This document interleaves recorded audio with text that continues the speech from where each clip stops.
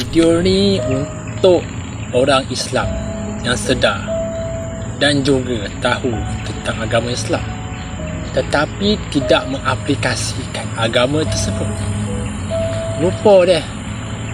Ada yang tak solat, ada juga yang puasa, nampak macam puasa, rupanya tak puasa. Ada sebenarnya macam tu. Ini adalah peringatan untuk orang semua yang tak solat, yang tak puasa, yang tak bayar zakat. Peringatan untuk korang. Tolonglah berubah guys. Ini pun untuk saya juga sebenarnya. Kan, sama-sama kita beringat. Jagalah solat, jagalah puasa, bayar zakat supaya korang akan mendapat pahala, supaya korang menunaikan kewajipan korang sebagai orang Islam. Bukanlah sekadar nama je Islam.